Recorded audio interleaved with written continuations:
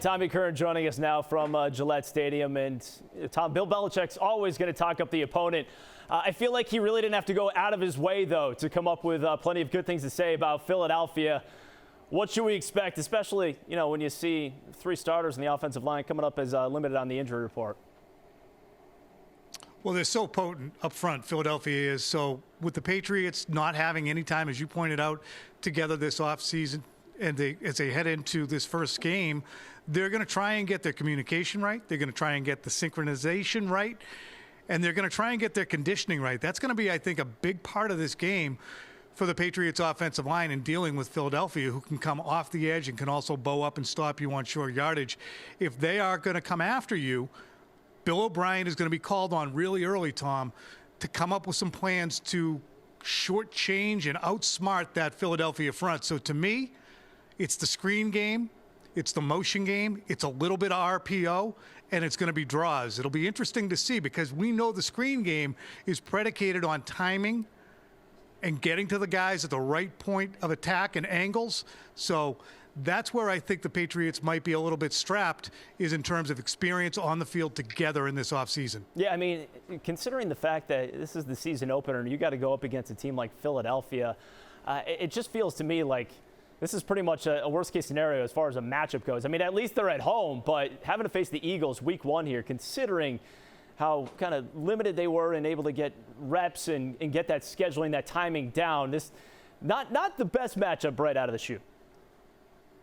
No, it's not. And it's interesting because I think it'll highlight some of the things the Patriots need to work on right out of the chute. You're going to look at all the different things that they're going to try and be capable of, or that Bill O'Brien has actually got on the chalkboard and said, this will work. I think this will work.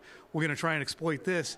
And then you get in the game and it doesn't work the way that you really unspooled it when you were putting it on the pad or on the chalkboard. So to me, this is a great test for Bill O'Brien. We haven't seen him coach here in more than a decade.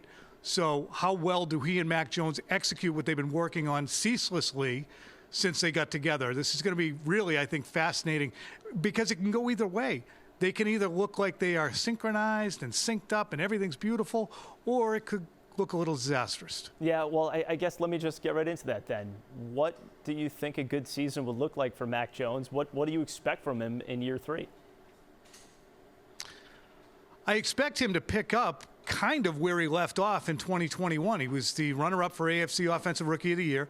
He was a player who, in my estimation, made great leaps, kind of hit the wall towards the end of that year, but between playing at Alabama, preparing for the draft, beating out Cam Newton, and then executing for a playoff-bound team, I thought that he had a remarkable season and an arduous season. Last year, we all know what happened. To me, I think he picks up where he left off. He's got scar tissue that actually can benefit him. So what does it look like? I think it's a guy who's well over 2-to-1 touchdown-interception ratio. I think if you're ideally looking at it, he should be over 70% completions, and he should be a guy who's in command at the line of scrimmage, who's getting the Patriots in and out of plays, getting them to the line.